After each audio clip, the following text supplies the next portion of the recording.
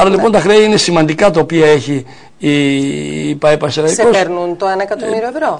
Κοιτάξτε, δείτε, δεν θα μπω σε νούμερα και δεν φοβάμαι να το πω, αλλά επειδή τα χρέη χρήζουν διαχείρισης, δηλαδή άλλα είναι ληξιπρόθεσμα τα οποία έχουν μια άλλη αντιμετώπιση, άλλα δεν είναι άμεσα απαιτητά, είναι στη διάρκεια του χρόνου. Νομίζω είναι ένα θέμα το οποίο είναι διαπραγματεύσιμο.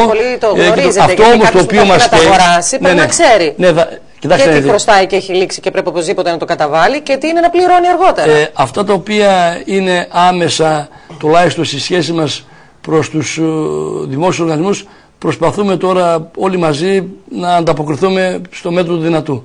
Θέλω να πιστεύω ότι στο επόμενο διάστημα θα βρεθεί η λύση και θα τακτοποιηθεί με πρώτη προτεραιότητα το κομμάτι αυτό.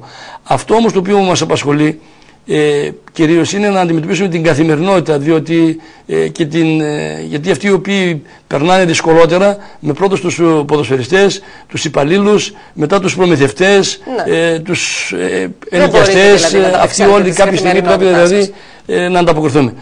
Το χρέος είναι, όπως δεν έχει λόγο να το χρήσουμε, ξεπερνάει το ποσό το οποίο αναφέρατε, έτσι. Γύρω στα 2 εκατομμύρια είναι δηλαδή το χρέος. Όχι, είμαστε υπερβολικοί. Είναι πολύ πιο κάτω. Στο 1.700 εγώ αυτό άκουσα. Λοιπόν, εντάξει, τώρα μιλάμε εδώ υπεύθυνο ως γενικός διευθυντής. Δεν μπορώ να μιλάω ανεύθυνα. Είναι κάτω από περίπου 2, στο. Μπράβο, είναι κάτω από 1,5. Έτσι, πάνω από 1. Εκεί. Με όλα είναι το maximum. Ναι, με τα πάντα είναι, και να σου το πω έτσι, είναι το maximum.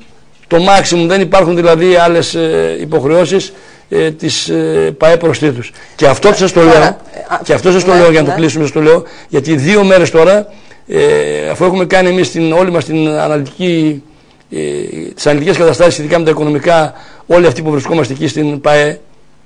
Γιατί ακούσαμε δεν χρωστάει και πολλά η ΠΑΕ, ακούσαμε και αυτό. Εντάξει, τώρα ανεύθυνα μπορούμε να λέμε διάφορα. Εδώ είμαστε υπεύθυνα άτομα και σας λέμε μια πραγματικότητα η οποία εφίσταται. Και 2 μέρες κάναμε αυτό το πράγμα με κάποιους ανθρώπους οι οποίοι έχουν έρθει από την Αθήνα, εχθές και σήμερα, και κάναμε μια πάλι επαλήθευση και μια αναλυτική καταγραφή των οικονομικών στοιχείων, τα οποία θα τα επεξεργαστούν για να κάνουν μια τεχνοοικονομική έκθεση προς κάποιον ενδιαφερόμενο επενδυτή.